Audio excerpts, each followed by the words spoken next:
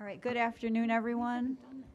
I'd like to call the Board Operations Committee meeting to order for January 14th, 2025. Would everyone please rise for the Pledge of Allegiance? Pledge allegiance to the flag of the United States of America and to the republic for which it stands, one nation, under God, indivisible, with liberty and justice for all.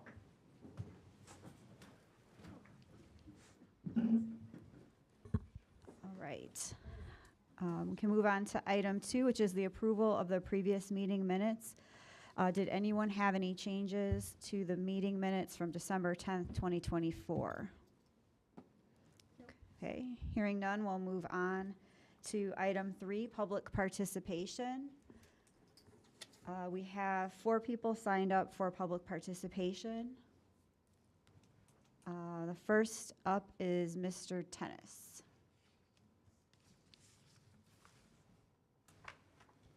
Thank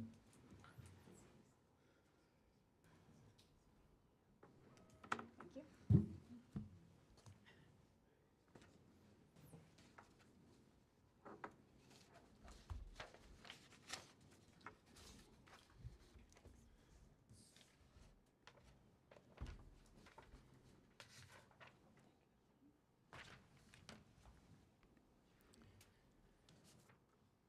My name is Mike Tennis from Sleepy Hollow.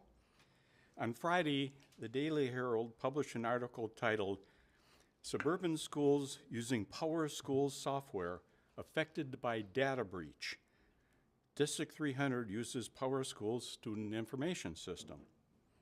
According to the Daily Herald, PowerSchool's data breach was reported to their suburban school clients last week. 3 questions come to mind. Was the breach reported to District 300? If reported, was information regarding the breach posted to the district's website? In addition to names, birth dates, email addresses, and medical information, which may have been accessed, did the district also choose to input Social Security information?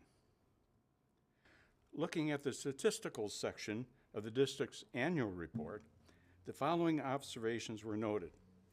Demographic and economic statistics indicated the district's population decreased from 136,000 in 2020 to 120,300 in 2024, a 15,700 or 11.5% decrease in population in 4 years.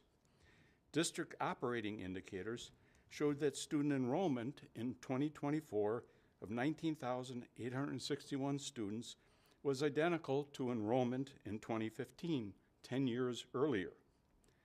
During that same period, area employment of principal employers decreased by over 1,200 employees, or 8%, to 13,771, while district employment increased by 420 personnel, or almost a 19% increase to 2,671. Types of employment that grew included administration, up 44 to 147, a 43% increase. Teaching personnel increased 325, or 24%, to 1,676, primarily driven by support staff that grew 188 to 356, while non-union support staff increased 33 to 183. In summary, the statistics in the annual report tell me there is an imbalance between the area's population, employment trends, and student enrollment compared with the substantial growth of district personnel. The Operations Committee of the Board may want to recommend the administration prepare a comprehensive evaluation of staffing, especially in administration and support staff. Thank you. Thank you. Next speaker we have is Michael Gall.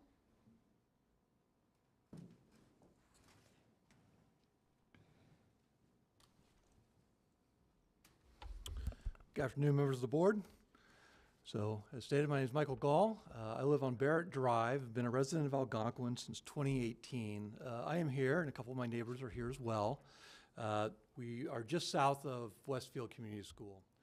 And it's our understanding that there's a proposal for a driveway connection through the field on the south side of Westfield to the Leonard development that's going in near the corner of Randall and Long Meadow Drive. So I'm here to speak and basically oppose the building of the road through there. Since we've moved here in 2018, I have two daughters that one has gone through Westfield and one is a current student at Westfield. It's a lovely school and community, done great things for our family.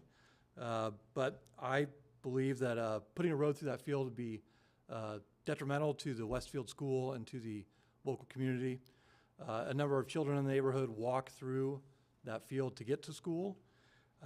The houses along Barrett Drive there, their lawns back up to that field, and it'll inhibit their enjoyment of the area and their space.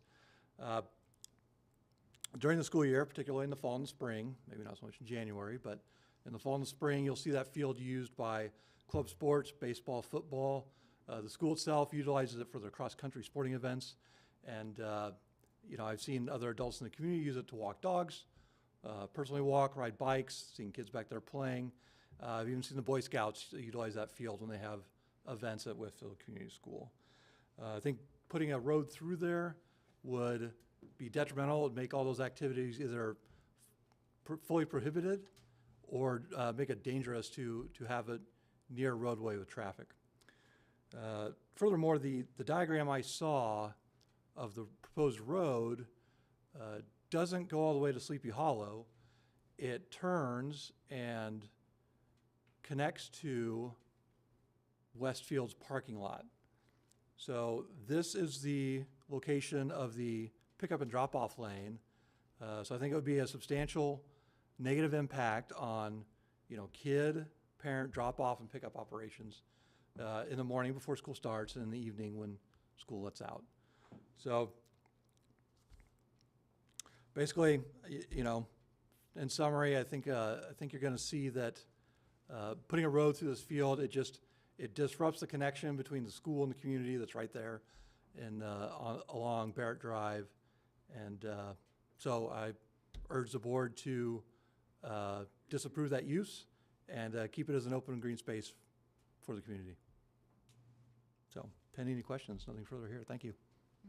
Thank you. Thank you. Next up, we have Saeed Hussein.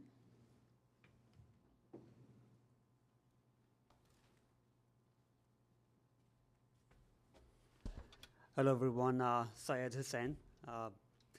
So like Mick mentioned, I'm his neighbor and I have another neighbor sitting right there as well. Basically, I'm opposing to the same road as well.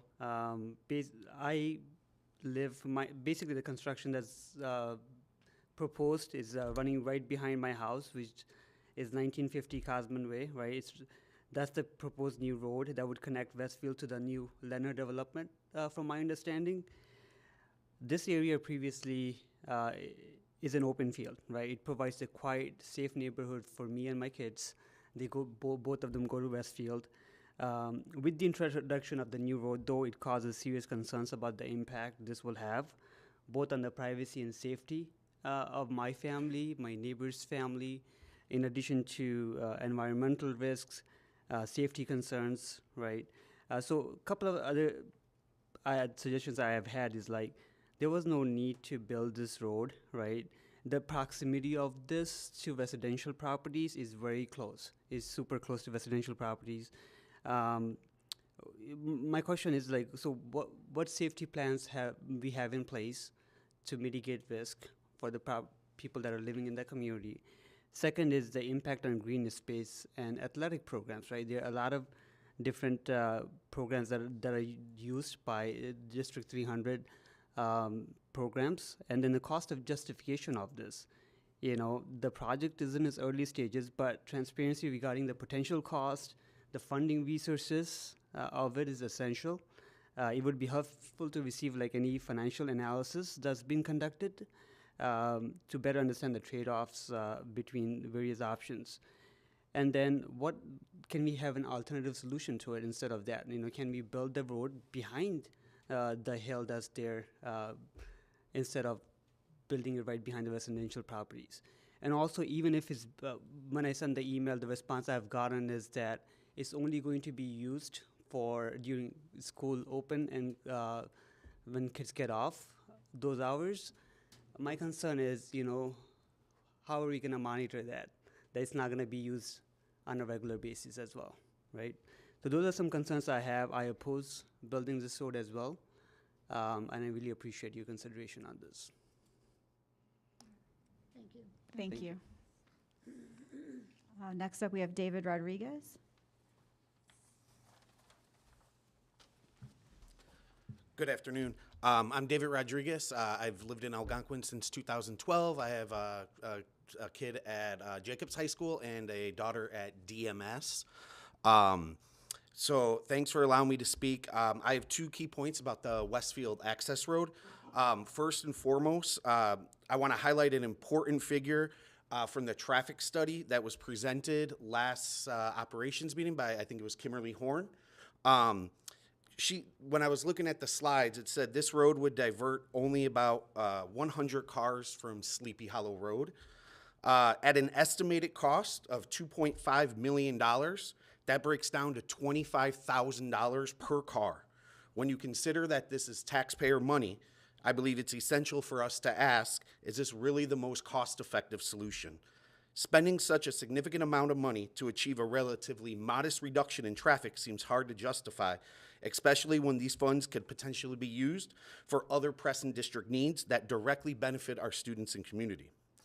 Secondly, I think it's critical to question the necessity of the new road. Before we make a multi-million-dollar investment that is primarily designed to accommodate the new development and the company Lennar, why not first try more modest, cost-effective solutions? Improving and optimizing the 3 existing parking lots, as suggested by the traffic study, at a significantly lower cost might provide meaningful improvements in traffic flow.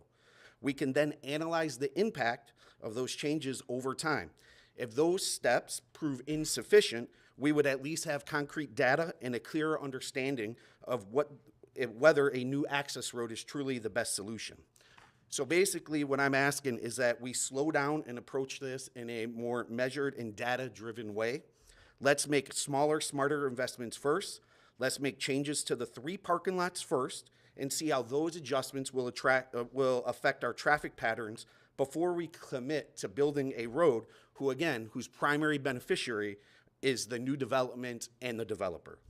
Thank you for considering these points and for your ongoing commitment for what's best for the school and the community at large.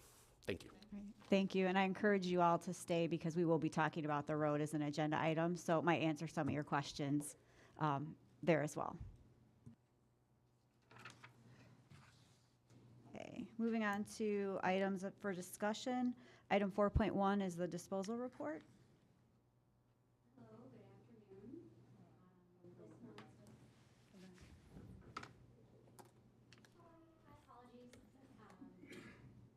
this month's disposal report, we have obsolete and broken dated books. I'm so sorry, once again, my apologies. On this month's fixed asset disposal report, we have obsolete and broken weeded books, broken furniture, and broken or obsolete tech items. There is nothing that is out of the ordinary on this month's disposal report. Great, thank you. Does anyone have any questions or comments on that? Nope. Okay, moving right along. Item 4.2, treasurer's report. Good afternoon. I will be reporting on the months of October and November, which will bring us back on schedule with our treasurer reporting. Now that we got all the kinks worked out with our new Skyward software, that's a good thing for all of us, and believe me, I'm probably the happiest person of all. So, anyhow, for October 31st, the district had $263.9 million of cash on hand. All funds are on trend for the month. Operating fund revenue was about 40.6% of the budget, which is right on track with where we were last year this time. Operating expenditures, 22.8%. Again, that's we are tracking real close to where we were at last year, percent of budget. For November, November 30, 2024, the district had $240.1 million cash on hand. Again, all funds are on trend. You can see that our total cash on hand is slightly lower than it was the previous month. I think something to note is that we did have 3 payrolls in the month of November, November 1st, November 15th, and November 29th. So we did see a bit more in expenses during the month. However, everything is on trend. So our revenues are pacing where we were last year, as well as our expenditures. Another piece to note would be looking at the interest rates. So we are about 50% to the budget in our interest. However, if you look at the month of July compared to November, you can see the interest rates are starting to trend downward. We're about a half a point lower than July. So hopefully we start to see that steady and we continue to see good returns on our interest. Thank you. Great. Anyone have any questions or comments on that?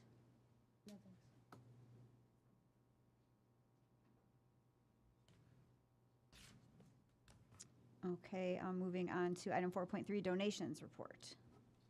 For the month of January, we had 2 donations submitted to the district. One was for Big Timber Elementary. The Big Timber Elementary PTO provided a monetary donation of $5,181 for school field trips. The other donation provided to Lake in the Hills Elementary by their PTC in the amount of $600. And this is for replacing the bike racks outside of door number 11. The bike racks will be purchased through a vendor that we normally use, which is Decker Equipment. Once received, our building and grounds team will do the installation. So we, of course, recommend approving the donations as presented. Great. Well, thank you to our partners and our PTCs and PTOs for helping to raise funds for some of these extra things that help the schools. Anyone else have any comments or questions? No, agree with you. Thank you. Yes, it's always appreciated. Okay, item 4.4, CTEI equipment bid. District 300 released the bid for the CTEI equipment one-time purchase in the month of November. We hosted a public bid opening in the month of December and received 3 bid responses. The bid itself was for an aligner and a CMM unit, which is a measuring device. Both of these pieces of equipment are used in either the Jacobs and or Hampshire High School manufacturing lab classes. It is administration's recommendation to award the contract purchase of the aligner and corresponding accessories to automotive equipment specialists in the amount of $68,745.82, and in turn to award the CMM and accessories to Fowler High Precision, in the amount of $53,789.85. The purchase would be funded by the Career Technical Education Improvement Grant. Great. That's exciting that we're getting some new equipment and that it's grant funded. Does anyone have any comments or questions about those? Great, thank you so much. Item 4.5, ground supplies and equipment bid renewal. Good afternoon. This is an annual bid that we do. My bad, I didn't turn it on. So this is an annual bid that we do, and you can kind of get excited because we're talking about spring stuff. We're talking about topsoil and gravel and exterior things. So in the middle of this coldness, we can kind of look to see it's not too far around the corner. So in late October, we sent the bid out for these products. We received it back. We had 3 vendors receive back out of 29 that downloaded packets.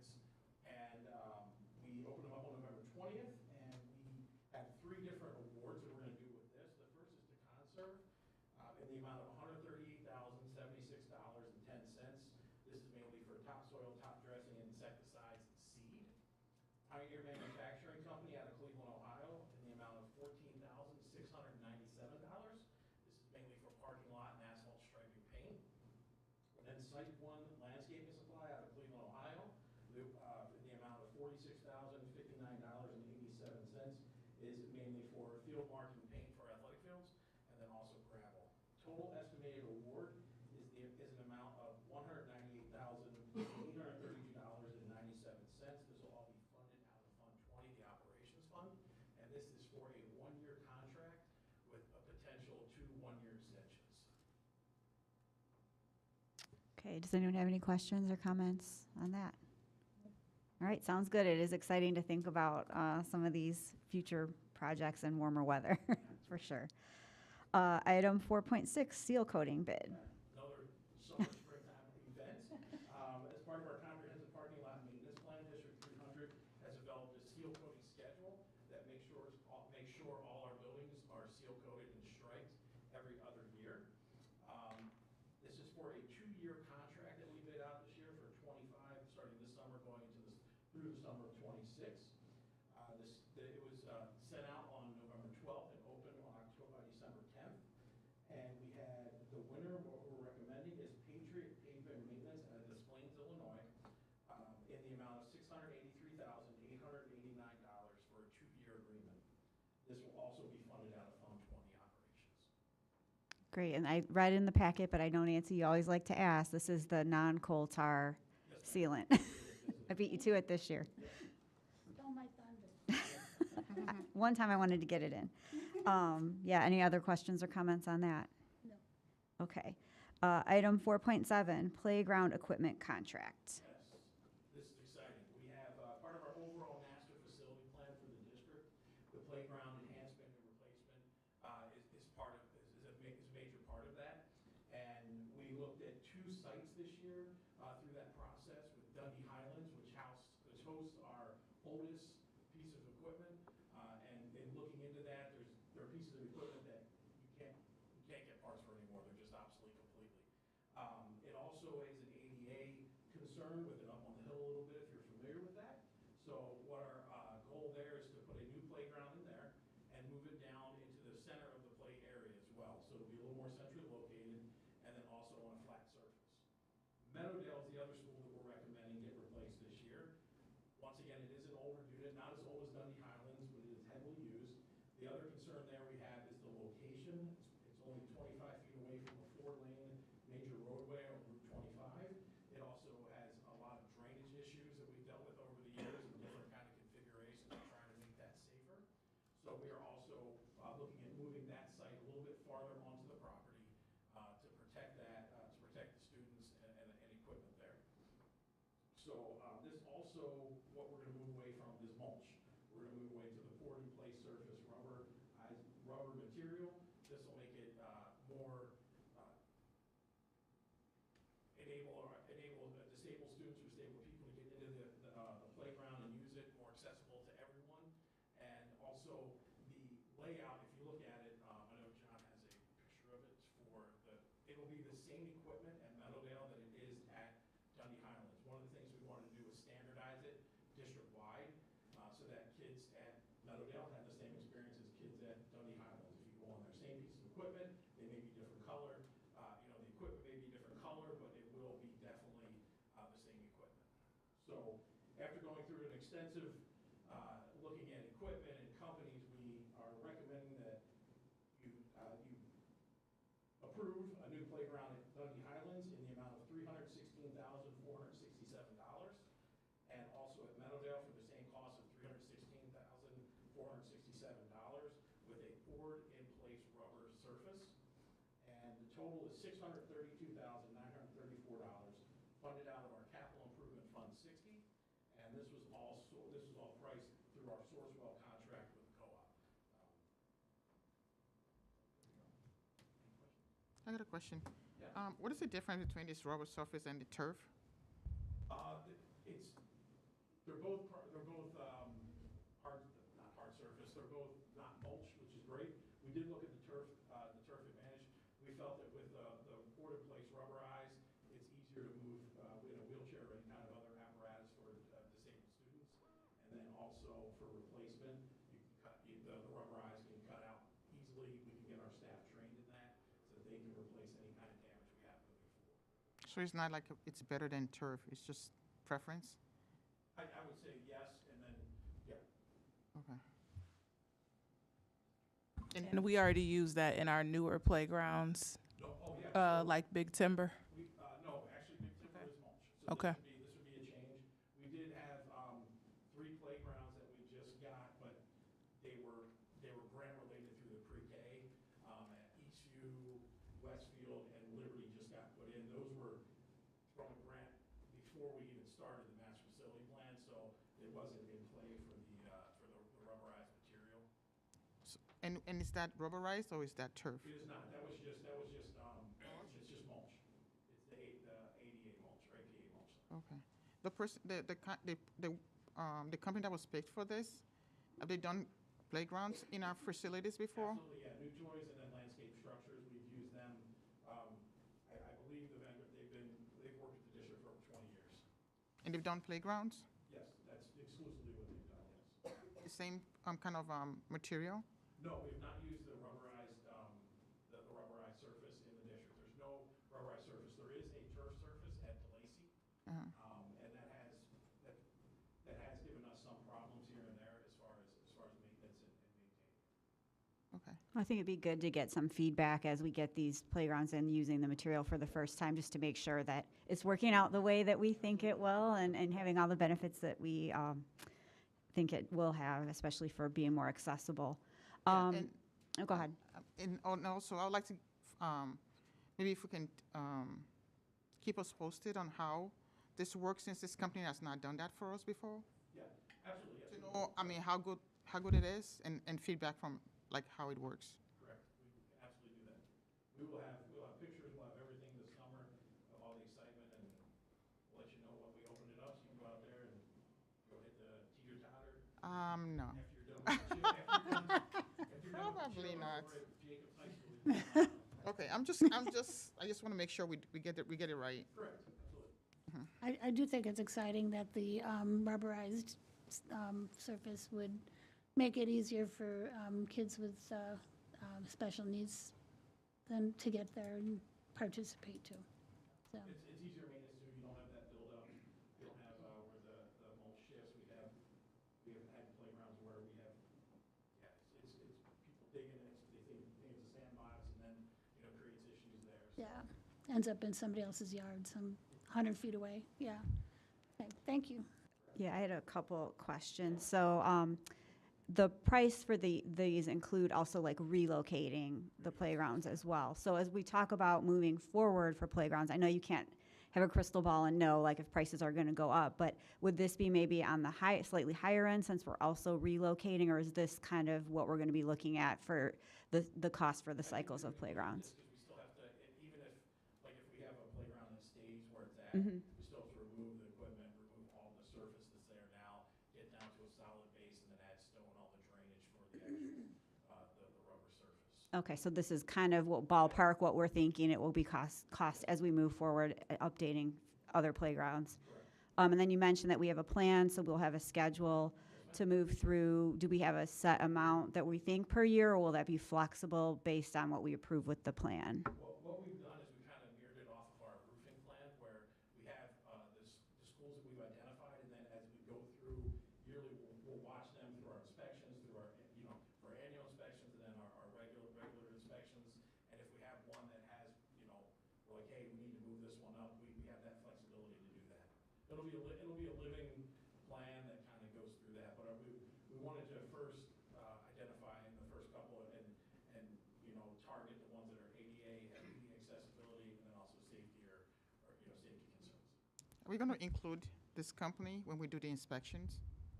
To make Yes, sure, There's multiple inspections, or multiple inspectors we use, we'll vet those, and we'll have that plan as well. There will be, we have one current CPSI inspector that works for us, that can do the annual inspections.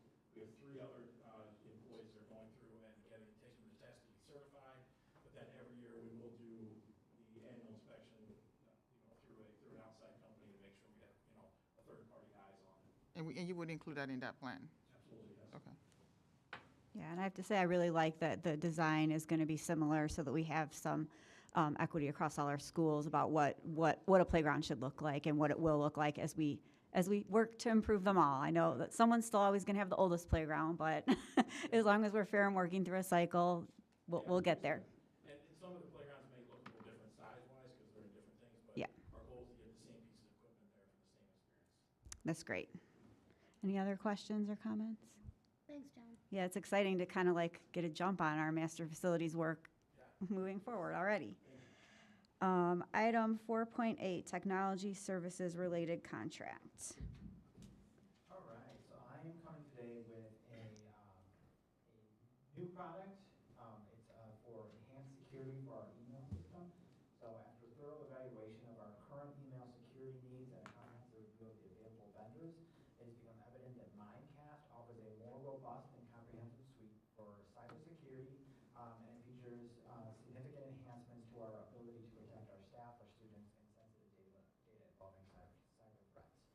Mimecast offers advanced threat protection, data loss prevention, email continuity, and DMARC protection. This is something that we are really needing right now because this will help eliminate spoofing of our emails. So when we all get the email from Dr. Smith to bring some gift cards or some of those kind of things, we can be rest assured that this is her emailing us now with the DMARC protection. So furthermore, it has an integrated platform, allows for the email security, archiving, continuity of training, and simplified management, and reducing our costs.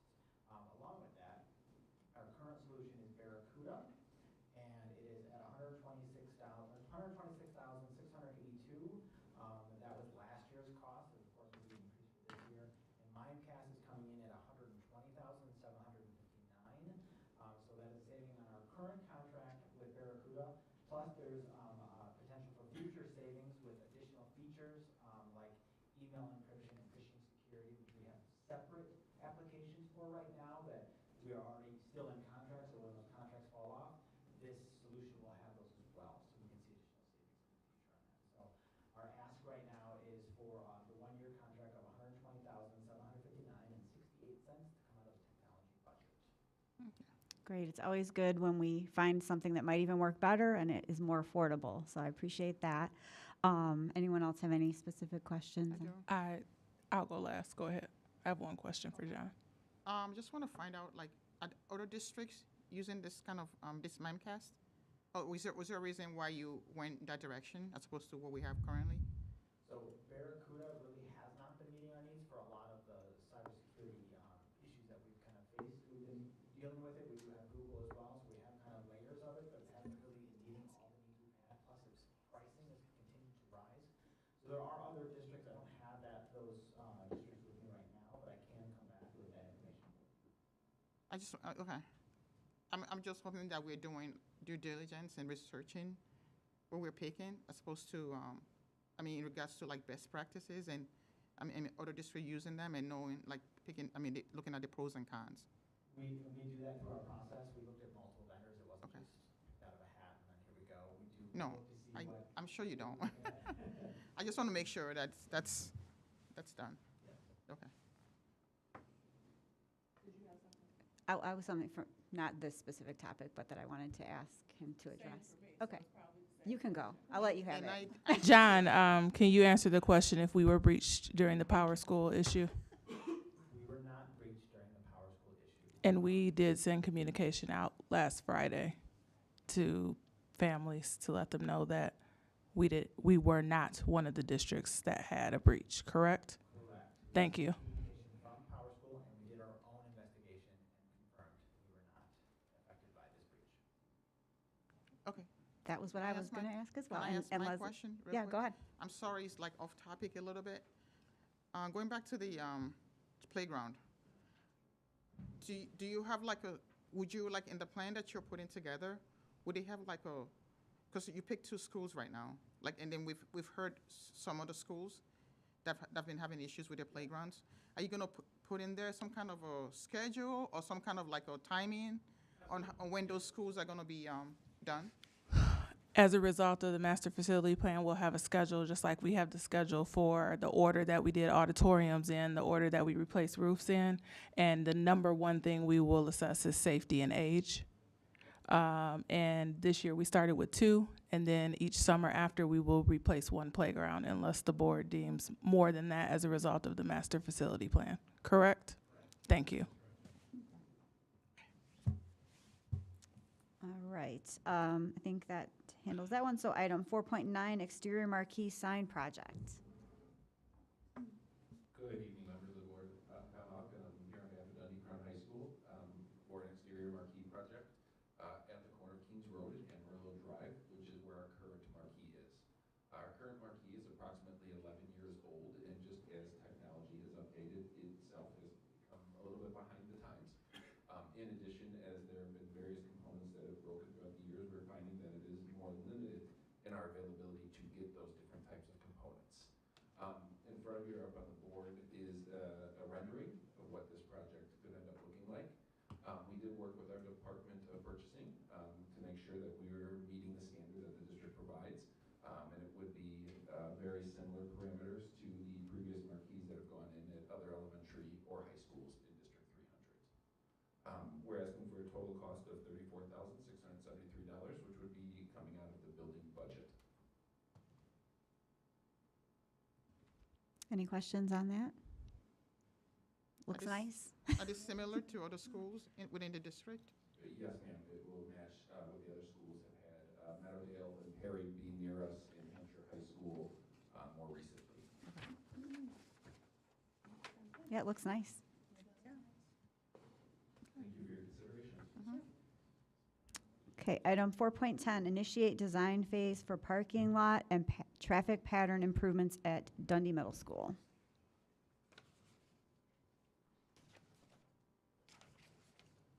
Good evening, or good afternoon. Yeah, we talked about Dundee Middle School in the past.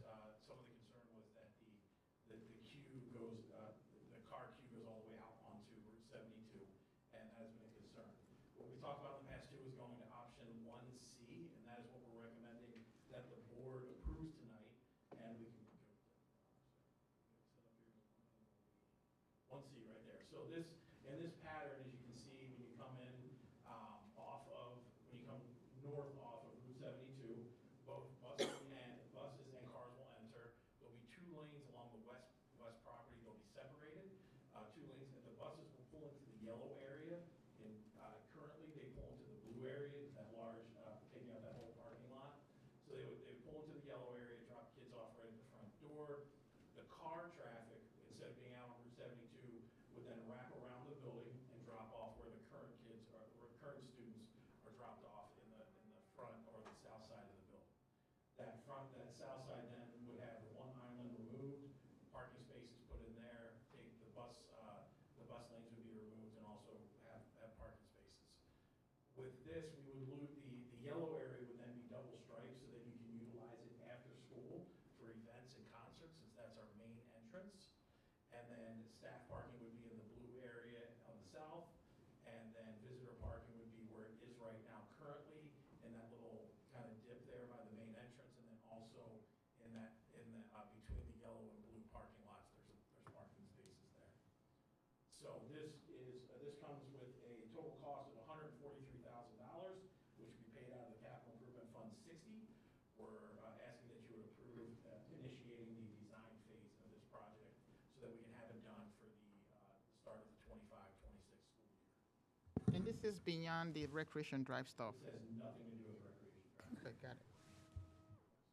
This is totally separate. This is just on our property to alleviate the spill out of our queue onto Route 72 as a safety concern. Okay, how safe is that gonna be for the kids that are getting dropped off over there where the bus place is as well? The students will be dropped off where that purple line is there. Oh, Along. okay. That's cool.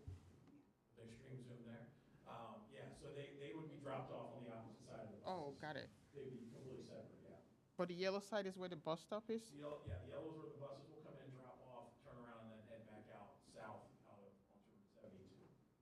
Okay. It's kind of the opposite of how it is right now. The students enter when the parents drop them off by the yellow area, and the buses are in the front currently. So it's just switching it around. So the cars will go off of 72, wrap around, and then drop them off on the side over there? Yes, ma'am. Okay. And that would be, I think it's about 1,400 feet, and I think the longest queue we had during any of our surveys was right around, I think 12 or 1,300. So we have enough, and then that doesn't even, we also have an option, if you look on the east side there, along the east side of the building, there's an option to go to 2 lanes there, and then, just in case we do have more traffic. Yeah, I see that. Okay. Does this require additional, like it shows there's staff control and police control? Is that currently already happening, or is there going to be added cost there? Okay. There'll still need to be a staff or a officer right in that first intersection when you come north off the 72, more just to stop traffic, to let the buses leave. That's what they currently do right now as it's reversed. So based on this diagram here, pretty much there will not be traffic when buses are dropping off the kids, like right in that section over there. There'll be traffic, but it'll be separated. And then the biggest thing for this is the traffic that's backed up onto Route 72. Okay. I just want it to be safe for the kids that are getting dropped off by the bus. Correct, yeah. Okay. Yeah, there'll be no traffic, coming through where the students cross. That's what I was asking. Okay, Correct, yeah, okay, yeah, no. okay, got it.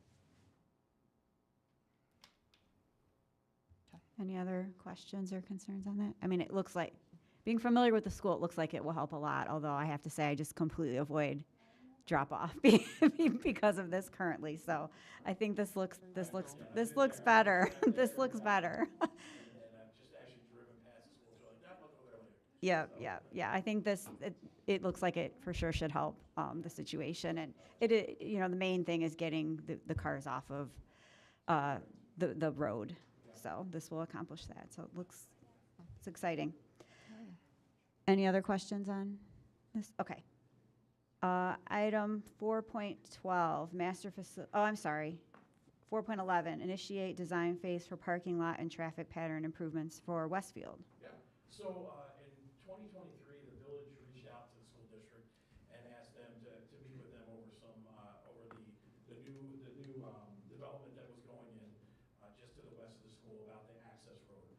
When we got to the meeting, it was also laid out on the table all the safety concerns for along Sleepy Hollow Road there. They showed us videos, drone videos of students darting across traffic, and just really some unsafe stuff. And some of that was found also in the traffic assessment. The village we'll just talk about safety first, and then we'll go from there. So what we wanted to do is we wanted to evaluate the condition of the drives and the traffic patterns, and minimize the queue on Sleepy Hollow Road, and also include safe and efficient parking. The north lot existing, the way it stands right now, is you come off of Sleepy Hollow, wrap around, drop off, single, and go. There's multiple vehicle conflicts on this, outbound congestion delays on drop-off and pickup, and then turnaround conflict with buses. The queue still back on the Sleepy Hollow at times on the elementary drop-off is about 400 feet, about 16 vehicles, and then with middle school, it reaches all the way up to 46 vehicles down north onto Sleepy Hollow. There's also conflicts because as it's set up now, there's a 2-lane drop-off, and then that goes into a 1-lane for people trying to exit. Also concerned with that first parking lot there on the east, where the staff park and getting in there and out of there before and after school while people are trying to drop off is just a nightmare. And then going back to the issue with the people parking on Stone Ridge, dropping and picking their kids up across the street, so that kids got to dart across there. I know we do have a traffic guard, I won't say officer, but he's traffic person that stops traffic. But once they get across the street onto Stone Ridge, there's multiple videos that the police showed us of kids then darting between cars to go across the street to get to their parents or whoever was picking them up, and a bunch of short stops, vehicles almost hitting them. So north lot option number 1 to decrease the demand, especially for 6th grade, would to be some of these are some of the options that were given to us. Relocate 6th grade drop off to the south side. The biggest concern with that is school's already in session now.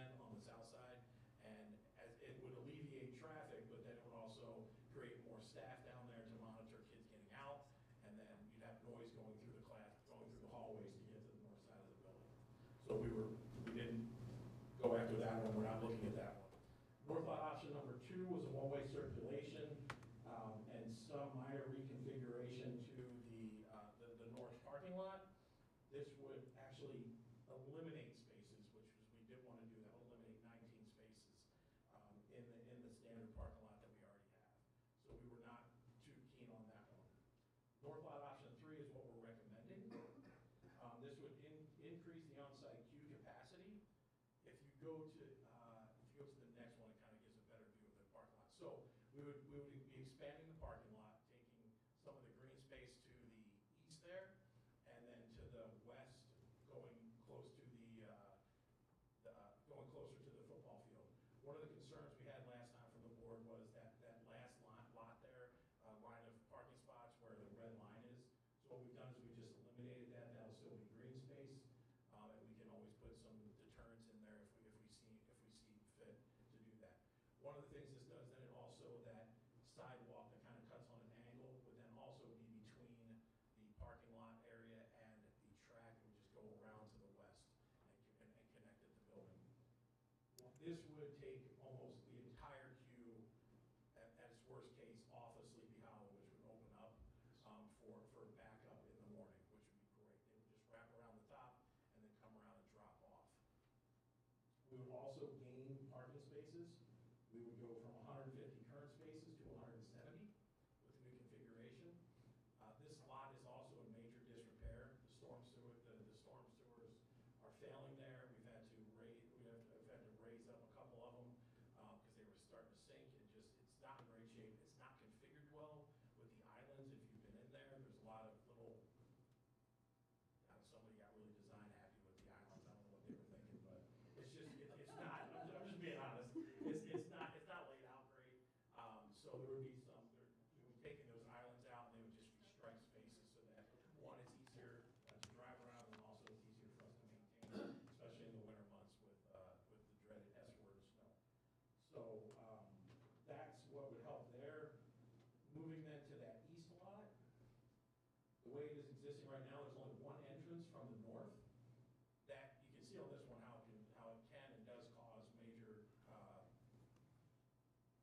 just kind of backups there, and congestion. One of the other issues is parents try to sneak into that lot to drop their kids off, turn around real quick and go out just so they don't. That's alleged. I don't know if that's say alleged. I've witnessed that arrival. You just pull in real quick right there, you turn right in that same space and straight back out. So, but this also lot is filled to the brim too. So the option that's recommended on that is to create a new entrance to this lot on the south side for staff and whoever parks in there to have access during and after school to where it's not in contest with that north lot for drop off and pickup. We would also gain 18 spaces by doing this.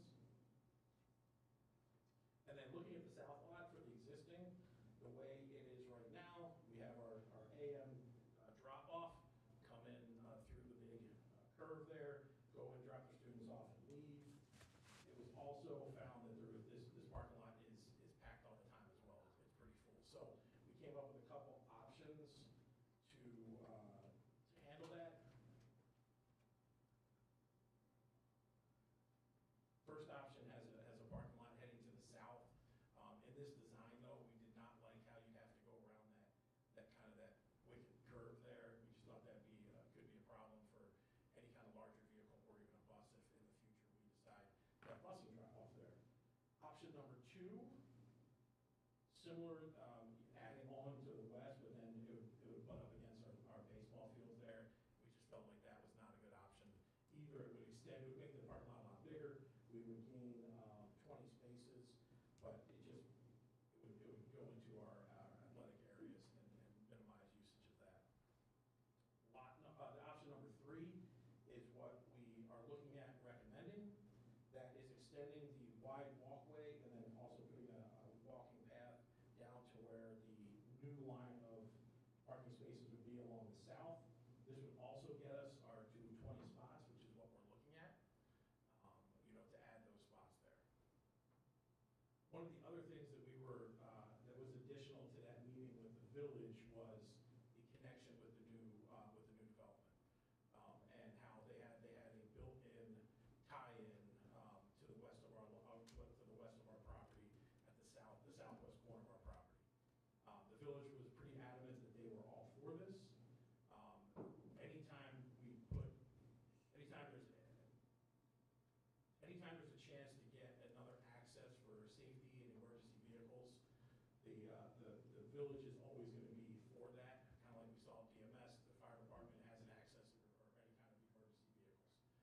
village was all for that. So that brings us to the last part is the road access, the road and sidewalk connection. And this would then tie into the new development, and it would be completely under our control. There'd be a gate, kind of like we have right now at DMS. We have where we have access to it, we can open and close it to when we do.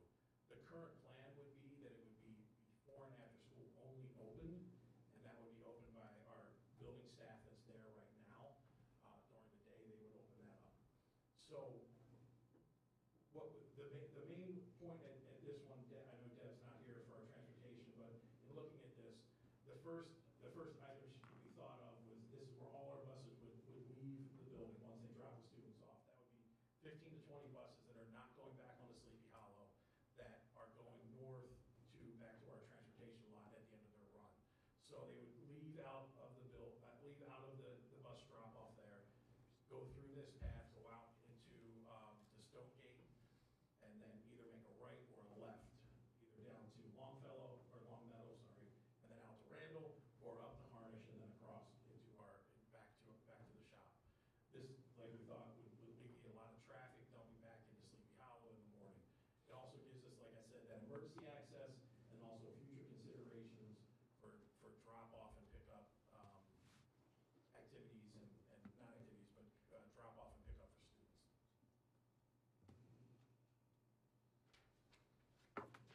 The cost, and I know last time we were here, the district asked for a breakdown. We provided that to the board on each item, each of the 3 parking lots, and then the drive. The grand total for everything is estimated at $2,480,100. This is what we're asking tonight, is that we recommend that this gets approved to move forward to initiate the design phase of this project.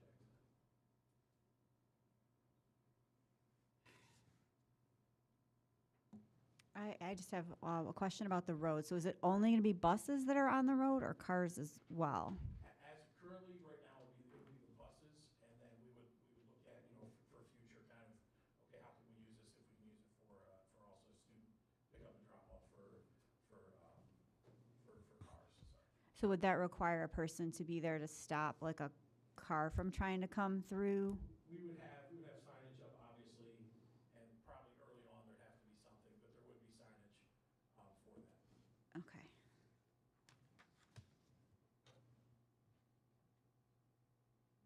Yeah, John, I think we talked about this in our other discussion, but can you remind me why we can't break this project down a little bit and do it in bite-sized pieces instead of doing it all at once? We absolutely can. I mean, that would obviously, that would most likely raise the entire price. If you have somebody, if you have a crew, if you have a team that's out there, mobilize everybody for this, getting it done all at once, you have everybody on site doing all 3 of the sections, you're gonna get a better price. It's just. Yeah, but isn't it possible that we would do 1 or 2 of the lots, for instance, and find out that that sufficiently takes care of enough of the problems that we can not bite off the additional expense? Yeah, I mean, it definitely has 3, the options are on there. You can do that. I mean, or you can decide to do whichever one you want. We're just looking at it as a total package for all the benefits it brings to the district and to the building, and also to the village. Well, benefits is, we're defining benefits though, so clearly, so it's not a benefit, there are other, other perspectives about that, so, right. Okay, thank you, John. It doesn't matter. No, I just want to say, like, from what you said earlier, it's, like, currently, if we do the whole thing, it benefits the village a little more than us? Is that what you said? No, it wouldn't, because that road is completely controlled by us. It's not a public thoroughfare. It won't be open on the weekend. It won't be open after hours. Okay. It would just, the village they would like to see that, just so obviously they have access as far as emergency vehicles and things like that. Okay, because I was just going to say the same thing Leslie said, if we can maybe break it down. Because for right now, we don't have that issue to need that, I mean, to require that road right now. So I think, I mean, like maybe breaking it down a little bit and do the parking lot to get the additional space and whatnot, and then maybe do those other works later, just to see what the benefit is. If it solves, like Leslie has mentioned earlier, if it solves the problem, maybe we wouldn't need to put the road there, because 2.4 is quite of a bit. It's a lot. I think we have the breakdown too, if you want. So that, Yeah, I don't, If you can do like in phases, like phase one, two. like I said, obviously that would definitely increase the project. Yeah, I get that part.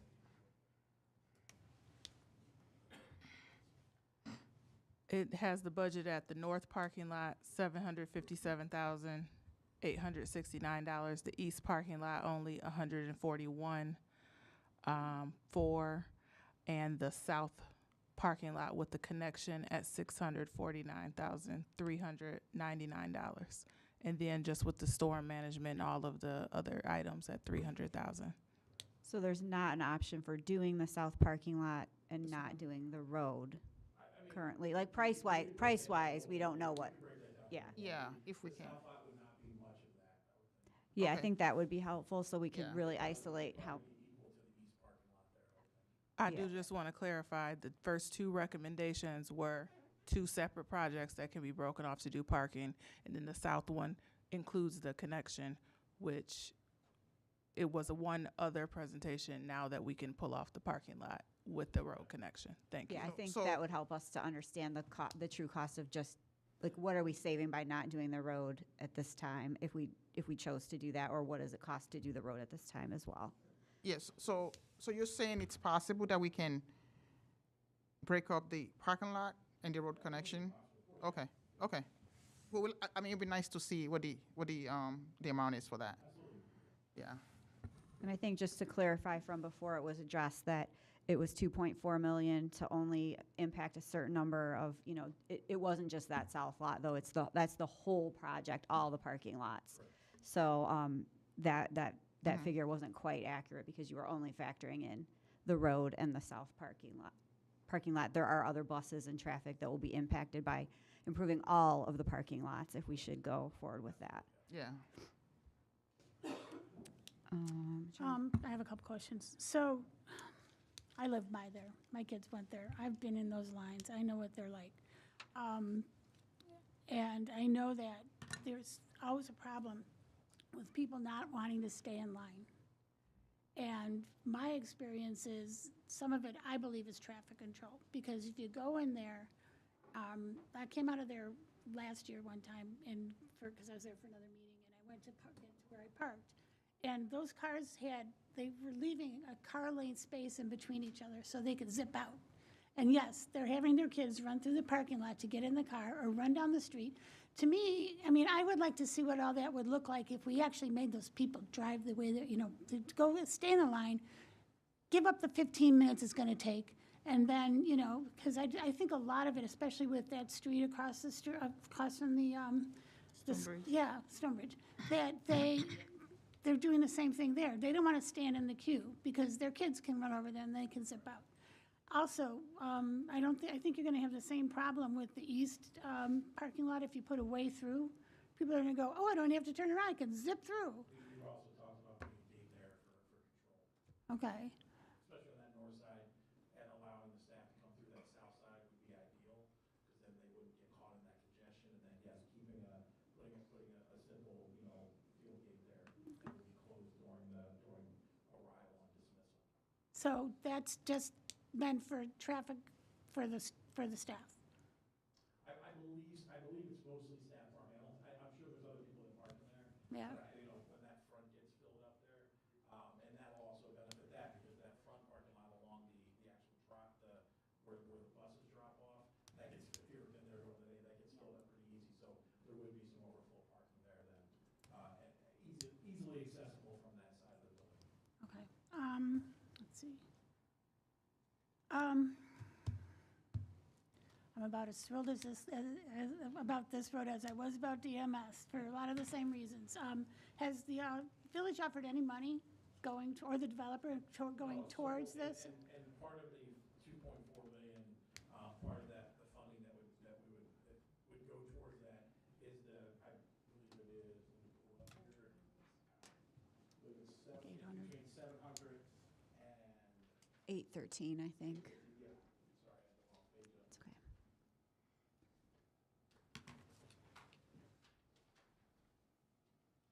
The impact fees are estimated at between $716,000 and $813,000 Okay. From the new development. We would go a long way to doing the traffic parts. Parking lot, yeah. I mean, honestly, Yeah. right? I'm not convinced that that's, I mean, I'm just not convinced that that's gonna do anything more than having the buses go down Causeway. I know they would have to go onto Sleepy Hollow, but that's just a short hop, skip, and a jump to get into where they would come in. And I'm not convinced that this is something that would be beneficial to us. And honestly, I know that they came from the village, but I'm a little put off by suggesting that we don't have enough access for emergency vehicles and, kind of pushing that. If I can be clear, they didn't say we didn't have enough. They love that extra access just in case there is obviously an emergency or something, in case that front's blocked or something like that. They're always looking for. Sure. Kind of like we have at CMS, we have that back drive that comes off of the neighborhood there, back into our backside of our parking lot. Okay, well, I mean, I would like to see other people putting some money towards this thing just other than us. I mean, we're starting to feel like we're everybody's, pot of gold that they can come and take whatever they want from. And to say that this is not gonna benefit the development, is, again, I think it defies common sense and, so, the other problem I have is we've been talking a lot about the master facility plans, and there's all kinds of, we sat with, we had meetings where we were talking about the various issues at various schools. And there are other schools that have various, like, very serious traffic issues like Westfield has.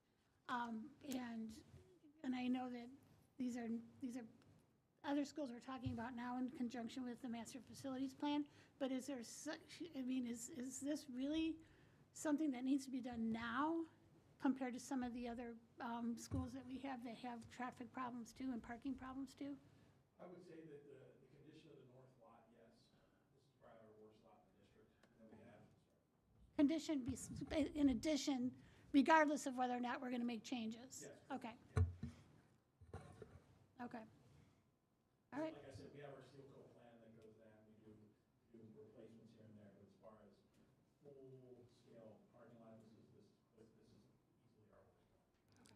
And I just always have to add in there, and John hears me say this all the time, with the number of years I was a building level administrator, arrival and dismissal are always going to cause some traffic backups for, at least for the 7 minutes until the buses leave, right? So that is not ever going to completely go away at arrival and dismissal.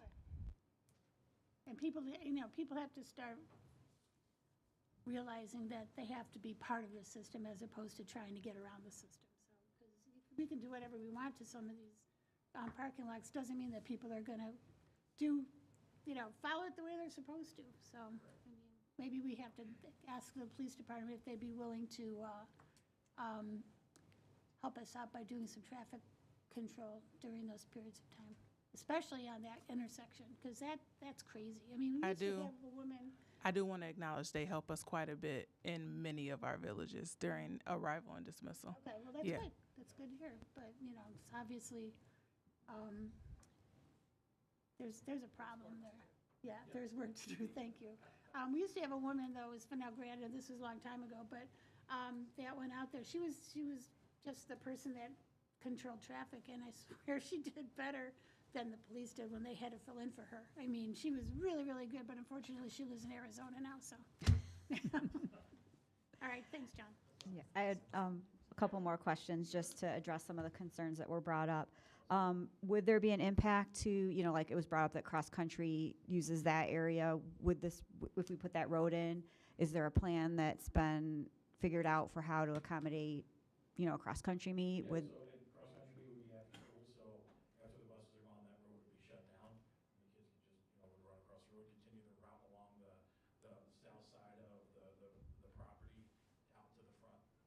Okay. We also just, we would also reach out to, I know the Argonauts use that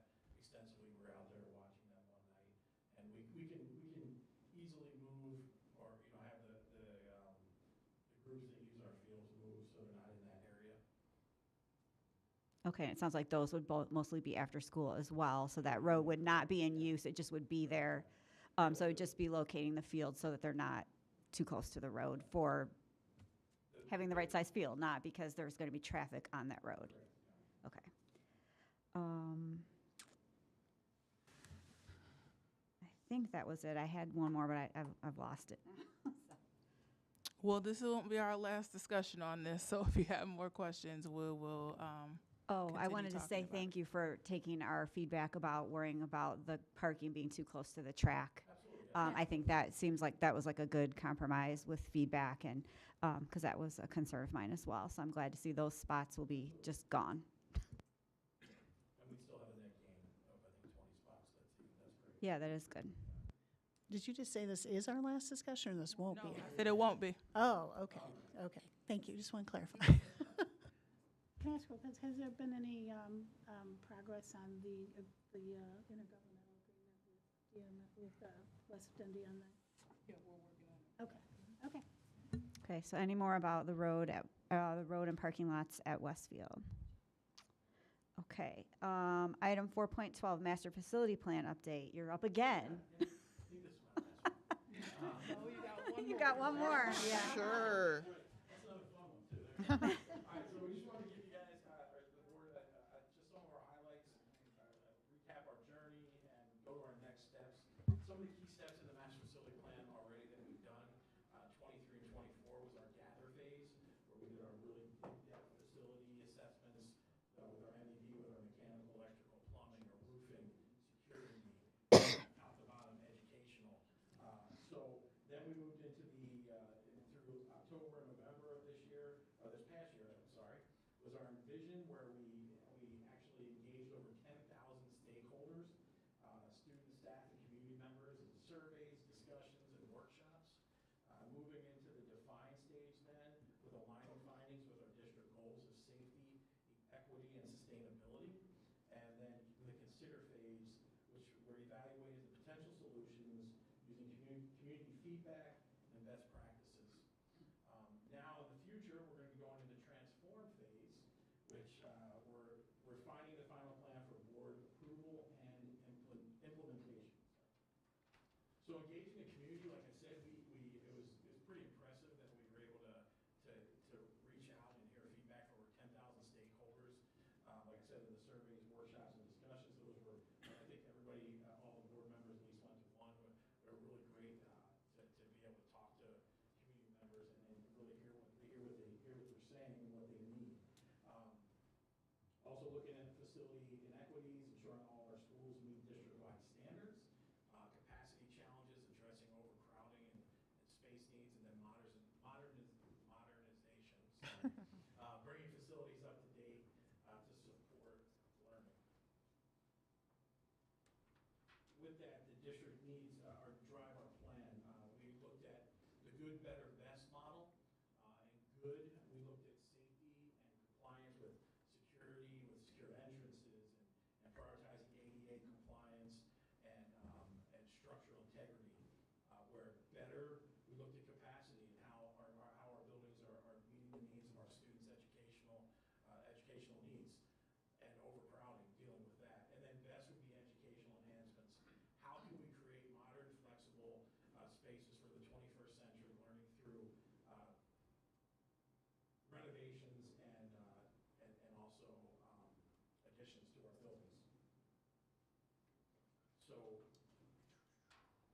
we have some of our strategic goals for success, our sustainability, build energy efficient, adaptable spaces for the future, life cycle planning, looking at balancing long-term repairs against replacement to optimize costs, and then ensure fair equity across the schools, ensuring fair resources are distributed across all facilities.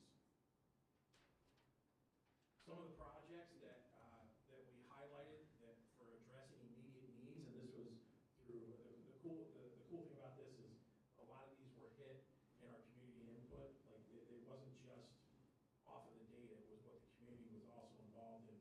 Was additions at Dundee Crown High School and Hampshire Middle School to reduce overcrowding, secure entry upgrades for enhanced safety at some of our elementary buildings, HVAC system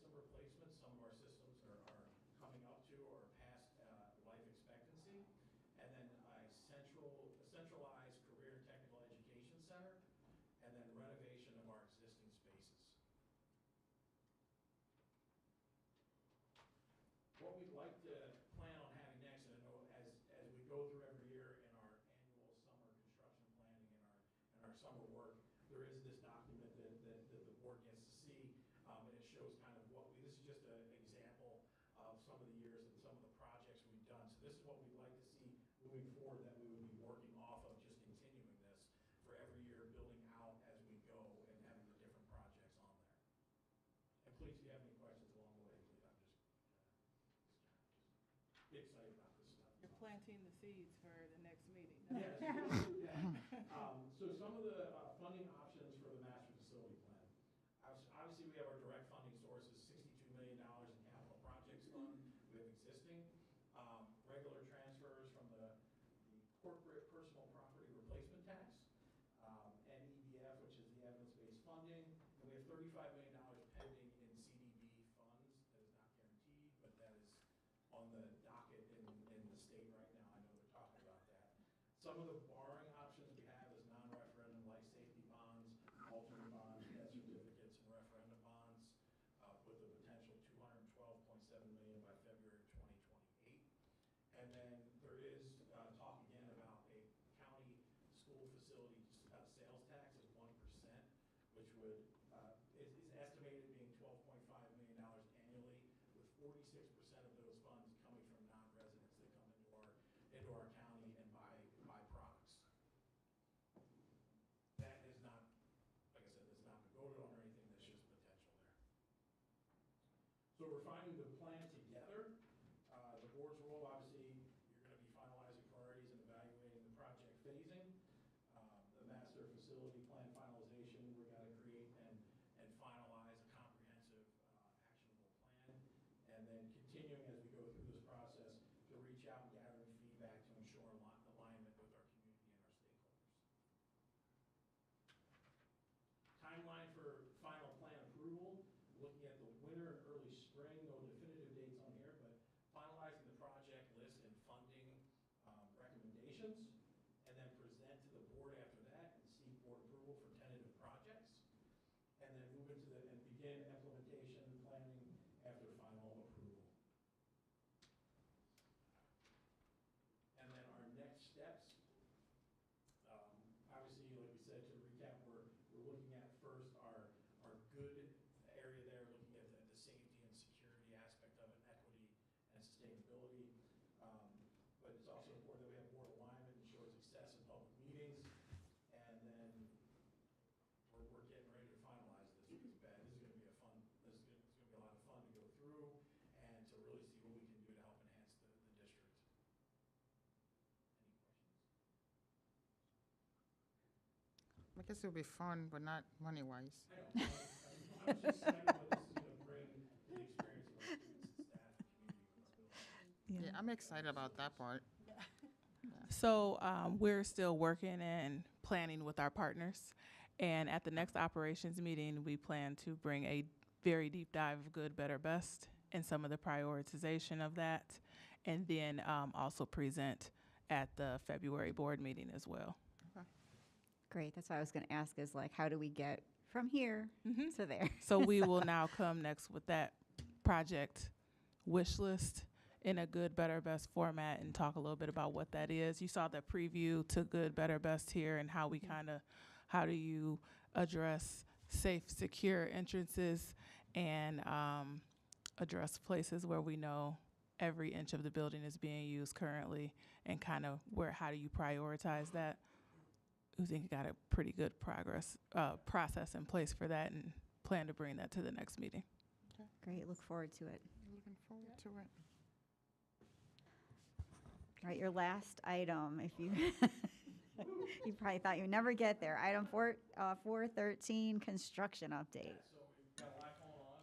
Parkview staff lounge renovations is finalized. We had a couple punch list items that are going to be finalized here, and I think next Monday that'll be all wrapped up.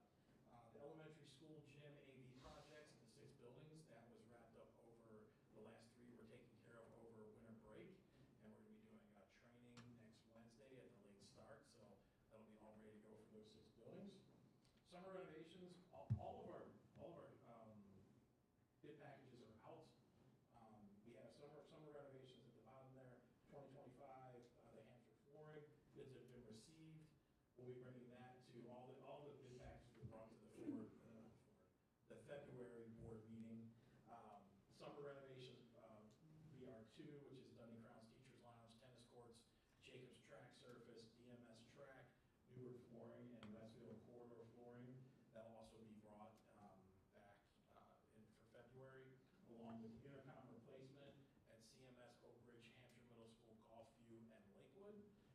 roofing projects that we brought in February are for DMS, Eastview and Newburgh. And then the summer renovations, the asbestos abatement for DMS Phase 3, which is our last phase of our geothermal project, which we're super excited about to get done with that.